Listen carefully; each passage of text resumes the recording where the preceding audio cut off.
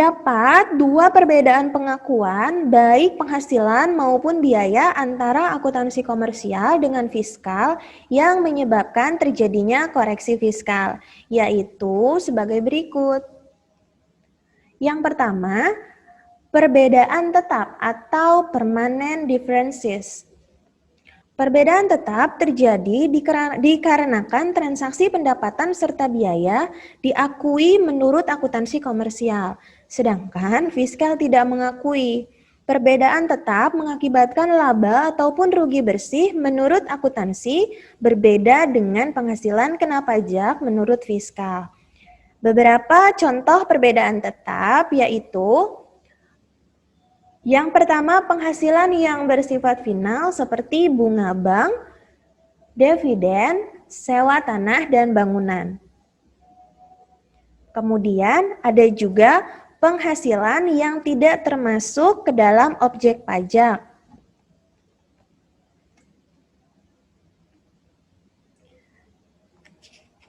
Yang ketiga, biaya atau pengeluaran yang tidak diperbolehkan sebagai penghasilan bruto seperti pembayaran imbalan dalam bentuk natura, sumbangan, biaya, atau pengeluaran untuk kepentingan pribadi pemilik.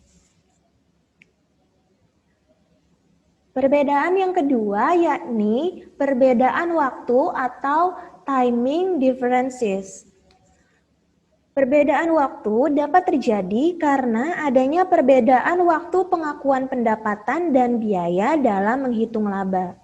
Biaya atau penghasilan telah diakui oleh akuntansi komersial, tetapi belum diakui menurut fiskal ataupun sebaliknya. Perbedaan ini bersifat sementara karena akan tertutup pada periode sesudahnya. Contohnya adalah penilaian persediaan, amortisasi harta tak berwujud, penyusutan harta berwujud, serta pengakuan piutang tak tertagih.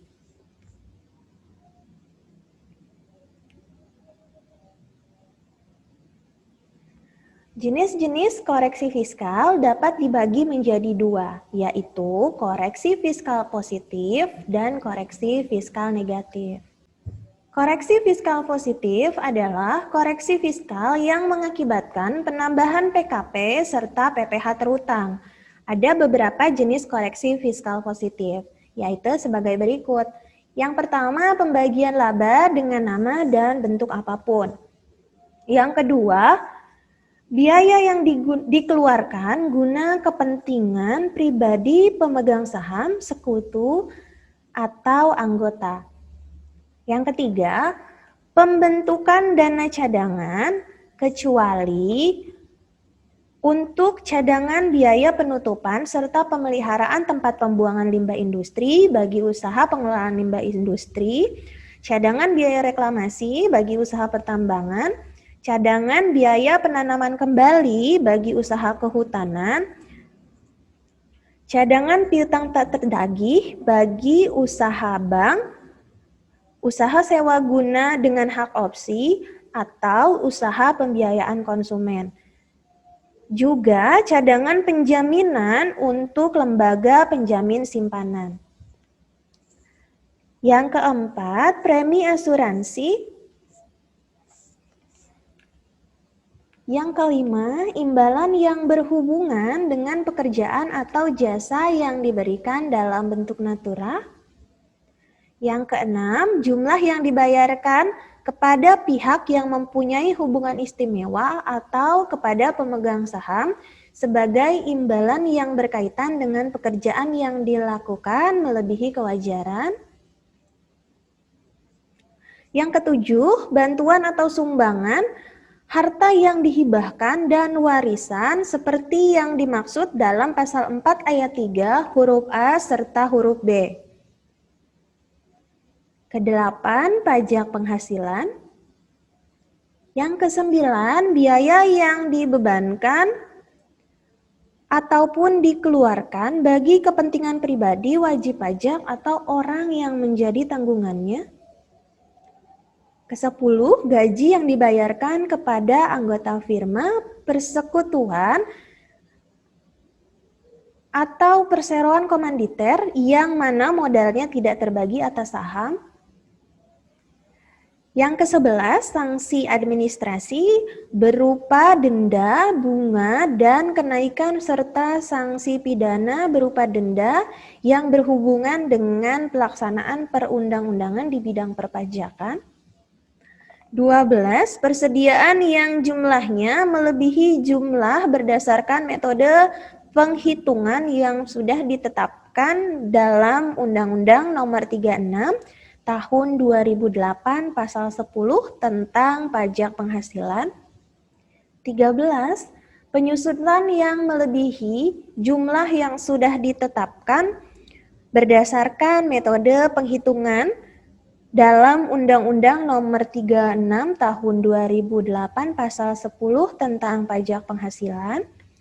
Dan yang terakhir, biaya yang ditangguhkan pengakuannya.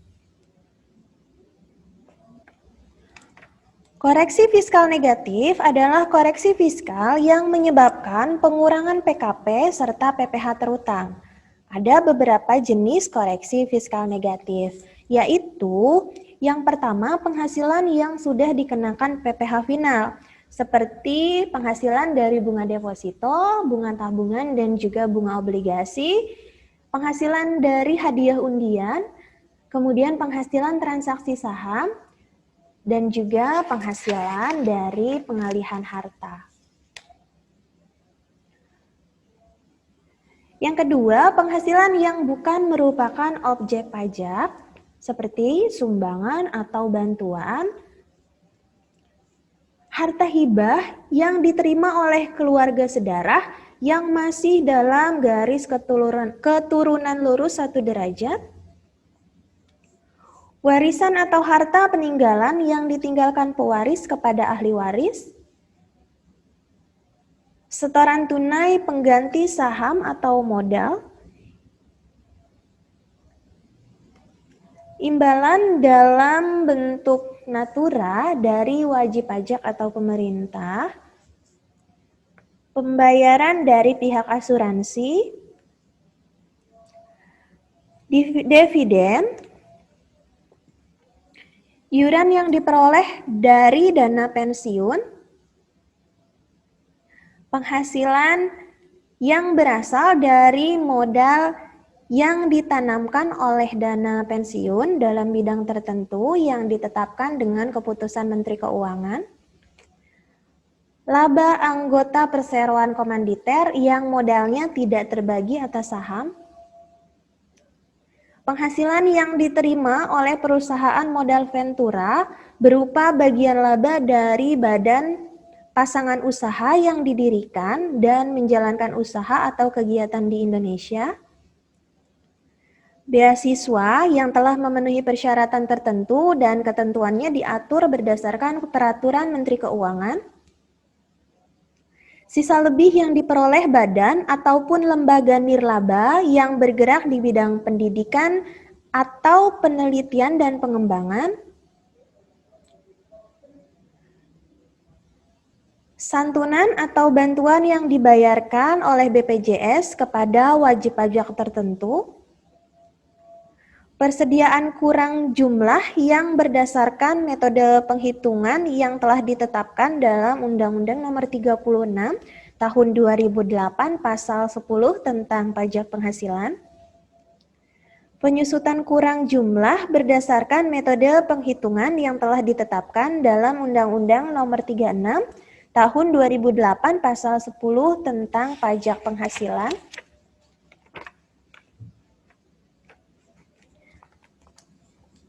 teknik rekonsiliasi fiskal dapat dilakukan dengan beberapa cara, yaitu sebagai berikut. Yang pertama, apabila suatu penghasilan diakui menurut akuntansi tetapi tidak menurut fiskal, rekonsiliasi dilakukan dengan mengurangkan sejumlah penghasilan tersebut dari penghasilan menurut akuntansi. Artinya, mengurangi laba menurut akuntansi. Yang kedua, apabila suatu penghasilan tidak diakui menurut akuntansi, tetapi diakui menurut fiskal, Rekonsiliasi dilakukan dengan menambahkan sejumlah penghasilan tersebut pada penghasilan menurut akuntansi. Artinya menambah laba menurut akuntansi. Yang ketiga, jika suatu biaya atau pengeluaran diakui menurut akuntansi, tetapi tidak diakui sebagai pengurang penghasilan bruto menurut fiskal, rekonsiliasi dilakukan dengan mengurangkan sejumlah biaya atau pengeluaran tersebut dari biaya menurut akuntansi. Artinya menambah laba menurut akuntansi. Dan yang terakhir, jika suatu biaya atau pengeluaran tidak diakui dalam akuntansi, tetapi diakui sebagai pengurang penghasilan bruto menurut fiskal, rekonsiliasi dilakukan dengan menambahkan sejumlah biaya atau pengeluaran tersebut pada biaya menurut akuntansi. Artinya mengurangi laba menurut akuntansi.